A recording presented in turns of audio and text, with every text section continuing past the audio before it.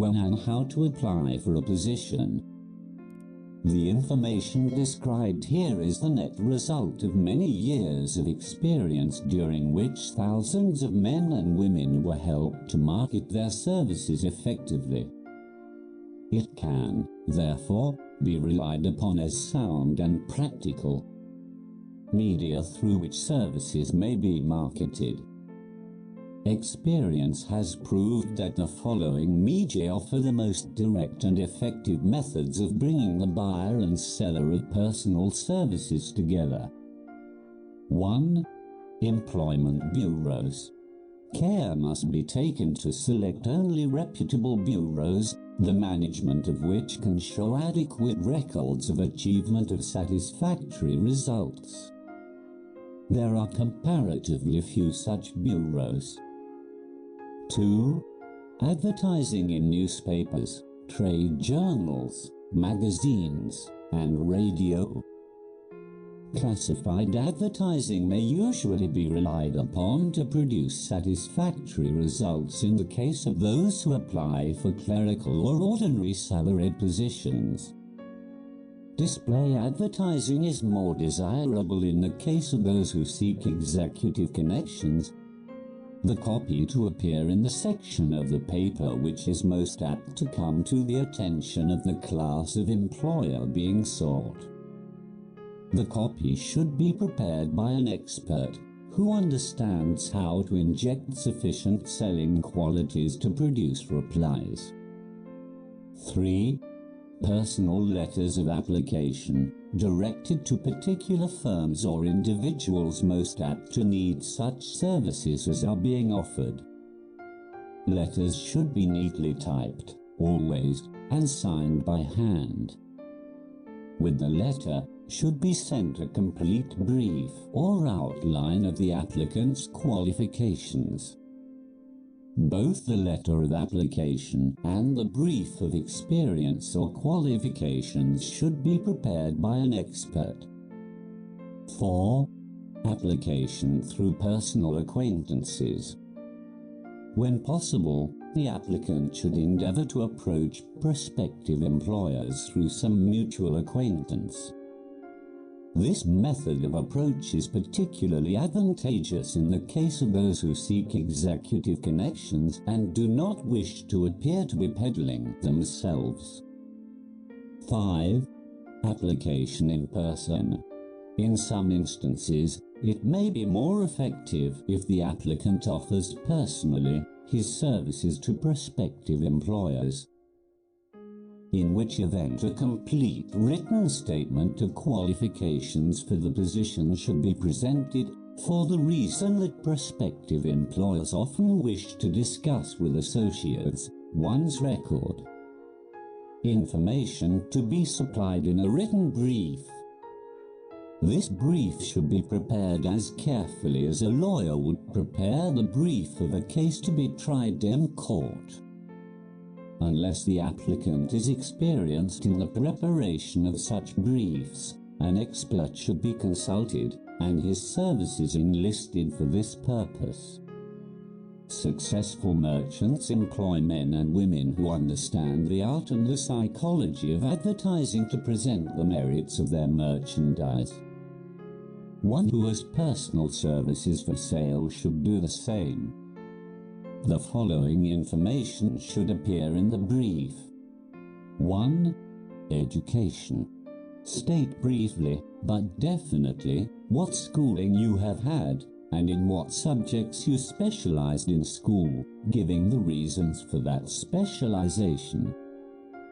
2. Experience. If you have had experience in connection with positions similar to the one you seek, describe it fully, state names and addresses of former employers.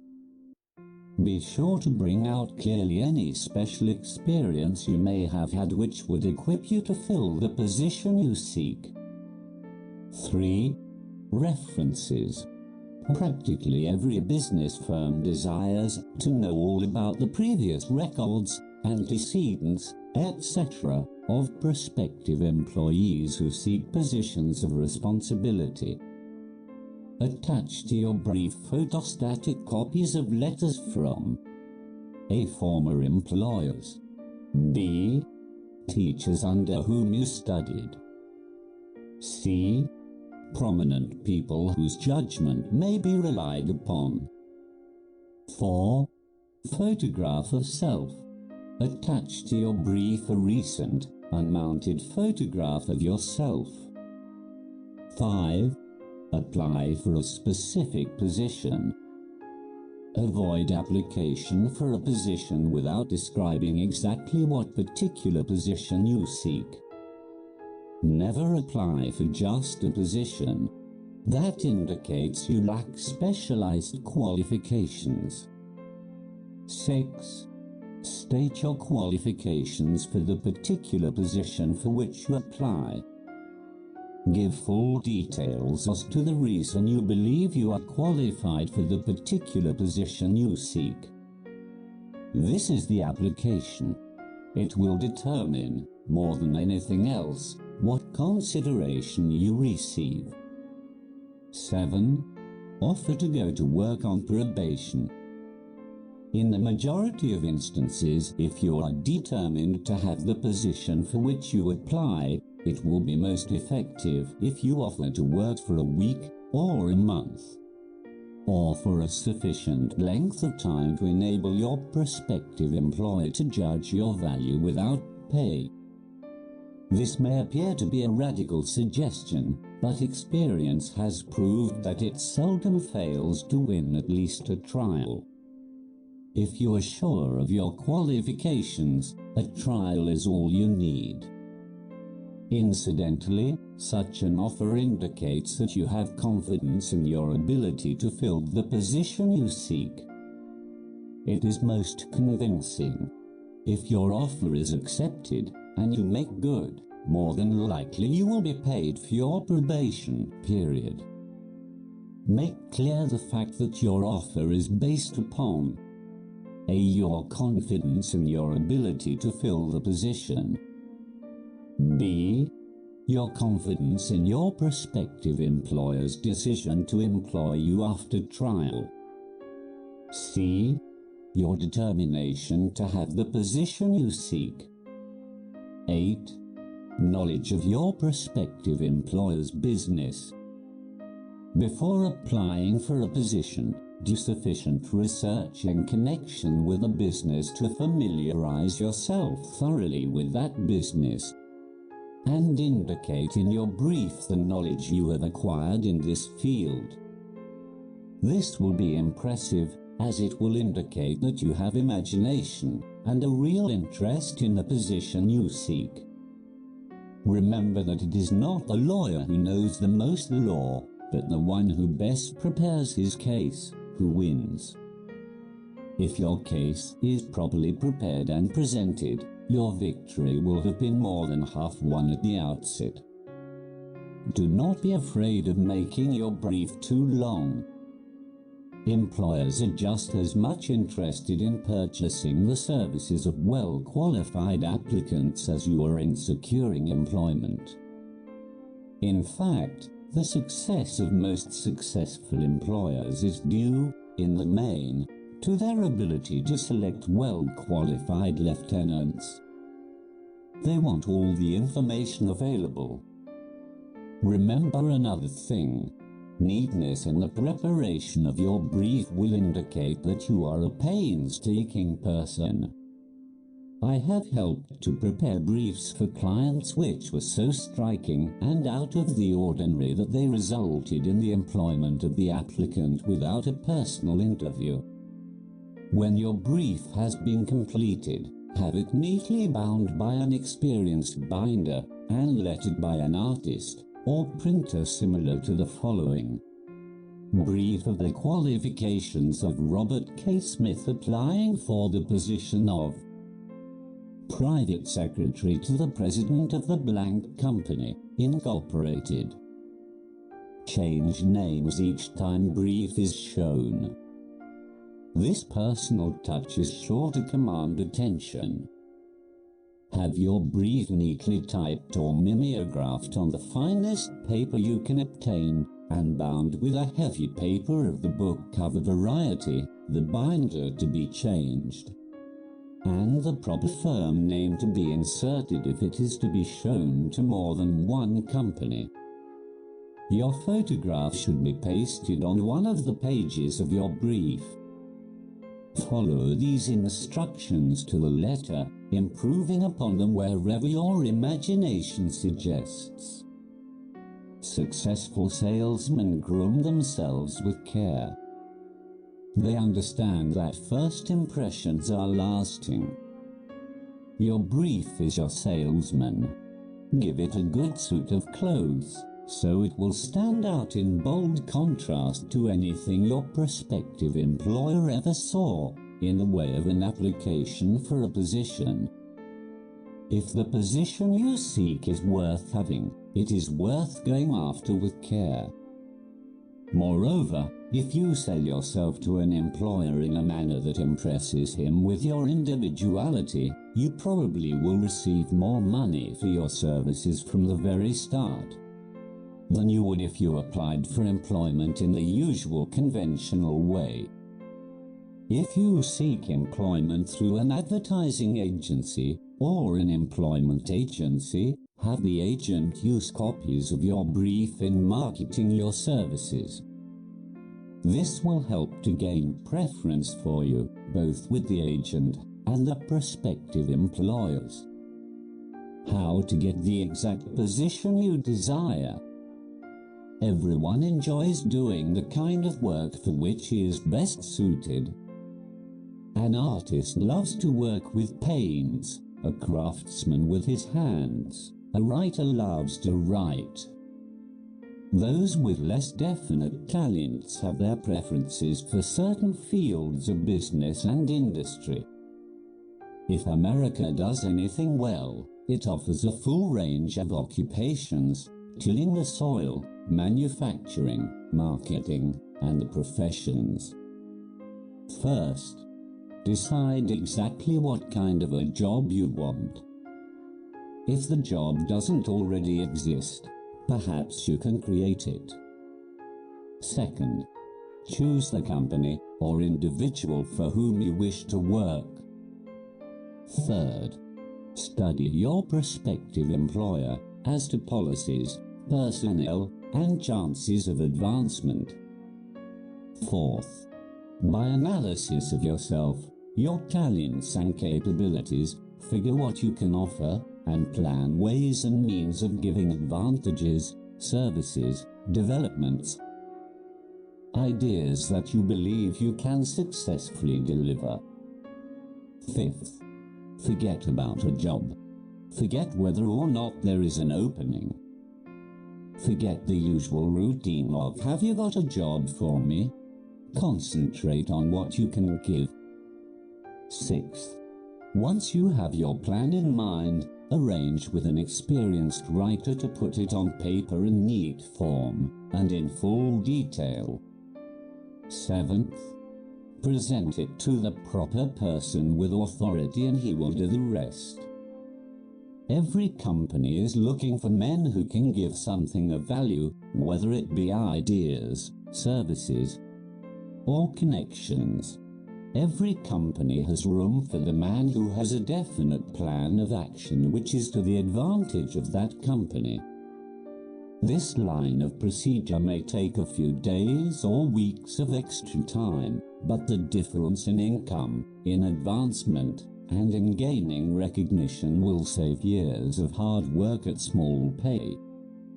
It has many advantages, the main one being that it will often save from 1 to 5 years of time in reaching a chosen goal. Every person who starts or gets in halfway up the ladder does so by deliberate and careful planning. The new way of marketing services jobs are now partnerships. Men and women who market their services to best advantage in the future must recognize the stupendous change which has taken place in connection with the relationship between employer and employee. In the future, the golden rule, and not the rule of gold, will be a dominating factor in the marketing of merchandise as well as personal services. The future relationship between employers and their employees will be more in the nature of a partnership consisting of A. the employer, B. the employee, C. the public they serve. This new way of marketing personal services is called new for many reasons. First, both the employer and the employee of the future will be considered as fellow employees whose business it will be to serve the public efficiently. In times past, employers and employees have bartered among themselves, driving the best bargains they could with one another, not considering that in the final analysis they were, in reality, bargaining at the expense of the third party, the public they served.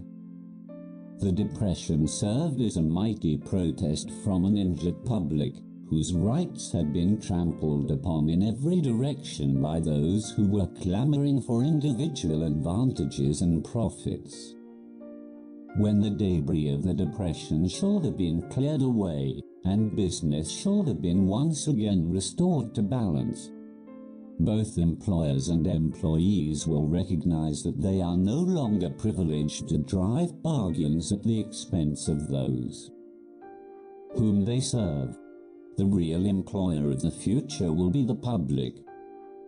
This should be kept uppermost in mind by every person seeking to market personal services effectively. Nearly every railroad in America is in financial difficulty. Who does not remember the day when, if a citizen inquired at the ticket office the time of departure of a train, he was abruptly referred to the bulletin board instead of being politely given the information? The streetcar companies have experienced a change of times also. There was a time not so very long ago when streetcar conductors took pride in giving argument to passengers. Many of the streetcar tracks have been removed, and passengers ride on a bus whose driver is the last word in politeness. All over the country, streetcar tracks are rusting from abandonment or have been taken up. Wherever streetcars are still in operation, passengers may now ride without argument, and one may even hail the car in the middle of the block, and the motorman will obligingly pick him up. How times have changed. That is just the point I am trying to emphasize. Times have changed. Moreover, the change is reflected not merely in railroad offices and on streetcars, but in other walks of life as well. The public be damned policy is now passé. It has been supplanted by the we are obligingly at your service, sir, policy. The bankers have learned a thing or two during this rapid change which has taken place during the past few years.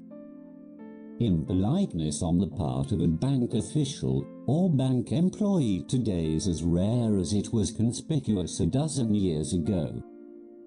In the years past, some bankers carried an atmosphere of austerity which gave every would-be borrower a chill when he even thought of approaching his banker for a loan. The thousands of bank failures during the Depression had the effect of removing the mahogany doors behind which bankers formerly barricaded themselves. They now sit at desks in the open, where they may be seen and approached at will by any depositor, or by anyone who wishes to see them. And the whole atmosphere of the bank is one of courtesy and understanding. It used to be customary for customers to have to stand and wait at the corner grocery until the clerks were through passing the time of day with friends, and the proprietor had finished making up his bank deposit before being waited upon. Chain stores, managed by courteous men who do everything in the way of service, short of shining the customer's shoes, have pushed the old-time merchants into the background. Time marches on. Courtesy and service are the watchwords of merchandising today, and apply to the person who is marketing personal services even more directly than to the employer whom he serves, because, in the final analysis, both the employer and his employee are employed by the public they serve. If they fail to serve well, they pay by the loss of their privilege of serving. We can all remember the time when the gas meter reader pounded on the door hard enough to break the panels. When the door was opened, he pushed his way in, uninvited, with a scowl on his face which plainly said, "What the hell did you keep me waiting for?" All that has undergone a change. The meter man now conducts himself as a gentleman who is delighted to be at your service, sir.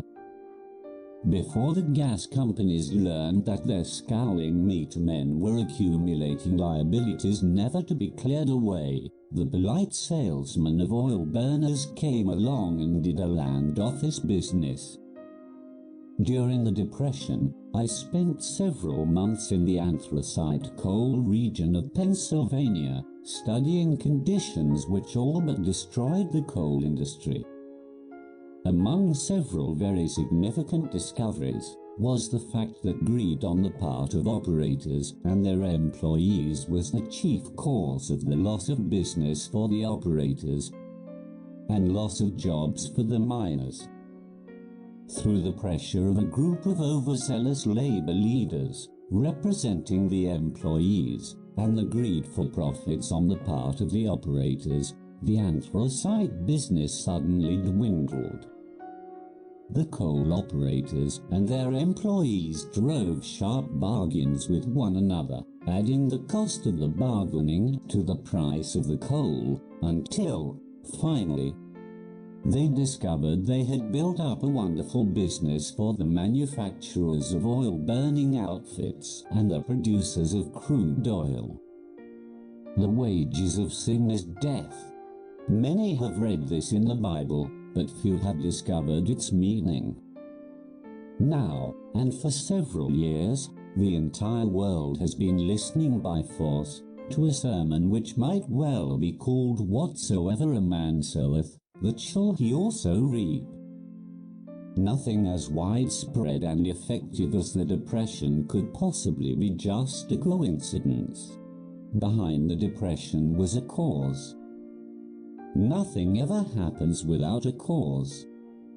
In the main, the cause of the Depression is traceable directly to the worldwide habit of trying to reap without sowing.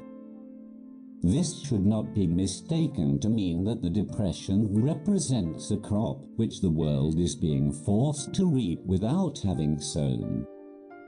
The trouble is that the world sowed the wrong sort of seed. Any farmer knows he cannot sow the seed of thistles and reap the harvest of grain beginning at the outbreak of the World War.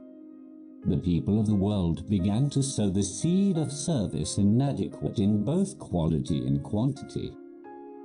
Nearly everyone was engaged in the pastime of trying to get without giving. These illustrations are brought to the attention of those who have personal services to market, to show that we are where we are and what we are because of our own conduct. If there is a principle of cause and effect which controls business, finance, and transportation, this same principle controls individuals and determines their economic status. What is your QQS rating? The causes of success in marketing services effectively and permanently have been clearly described. Unless those causes are studied, analyzed, understood and applied, no man can market his services effectively and permanently. Every person must be his own salesman of personal services. the quality and the quantity of service rendered, and the spirit in which it is rendered, determine to a large extent the price and the duration of employment. To market personal services effectively, one must adopt and follow the QQS formula, which means that quality plus quantity plus the proper spirit of cooperation equals perfect salesmanship of service. Remember the QQS formula, but do more. Apply IT as a habit. Let us analyze the formula to make sure we understand exactly what it means. 1.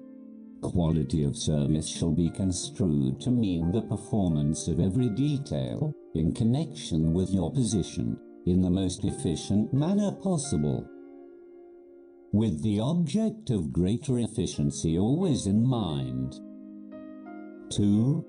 Quantity of service shall be understood to mean the habit of rendering all the service of which you are capable at all times, with the purpose of increasing the amount of service rendered as greater skill is developed through practice and experience.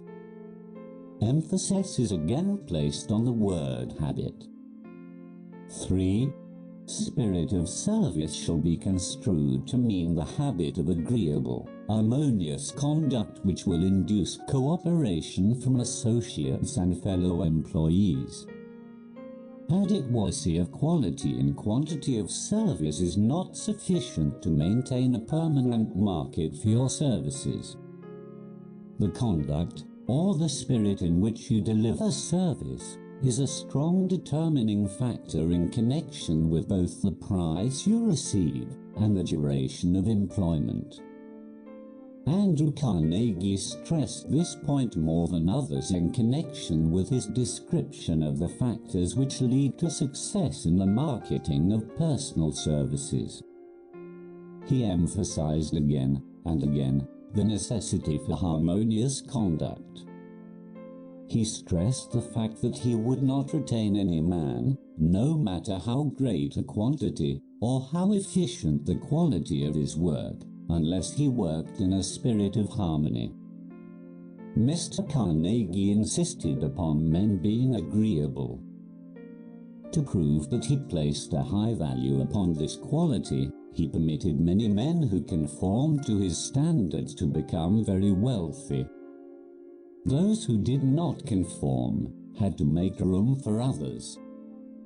The importance of a pleasing personality has been stressed, because it is a factor which enables one to render service in the proper spirit. If one has a personality which pleases and renders service in a spirit of harmony, these assets often make up for deficiencies in both the quality and the quantity of service one renders. Nothing, however, can be successfully substituted for pleasing conduct.